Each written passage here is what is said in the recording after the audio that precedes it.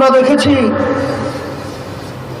যে দেশের ভিতরে 54 বছর যে রাজনীতি চলেছে, জিজ্ঞাসার রাজনীতি, হিংসার রাজনীতি, একদল যখন ক্ষমতায় আসে তখন আরেক দল ঘর ছেড়ে পালাতে হয়।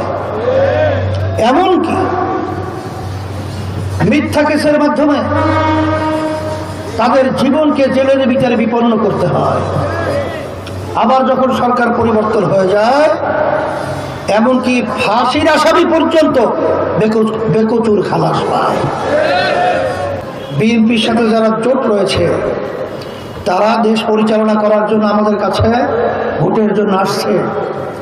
তারা নতুনভাবে আমাদেরকে আবার কি দিবে, এটা আমাদের আর নতুনভাবে আলোচনা করার কোনো সুযোগ নাই, দরকারও নাই। কারণ তাদের শাসন তো আমরা দেখেছি, একবারও নয় কয়েকবার। আবার নতুনভাবে আমাদের তাদের থেকে কি পাওয়ার আশা আছে?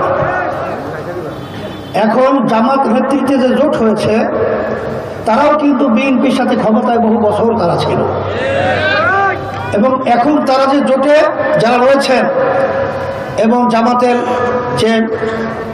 যে নেতৃত্বে, সেখানে কিন্তু পরিষ্কার কর্নেল অলি আহমেদ এবং ওই যে খ্রিস্টানদের মহিলাদের সাথে কথা হয়েছিল, সে যে বলেছিল জামাতের আমির পরিষ্কার বলেছে তারা শরিয়া অনুযায়ী, ইসলাম অনুযায়ী দেশ পরিচালনা করবে না, প্রচলিত নিয়ম অনুযায়ী দেশ পরিচালনা করবে।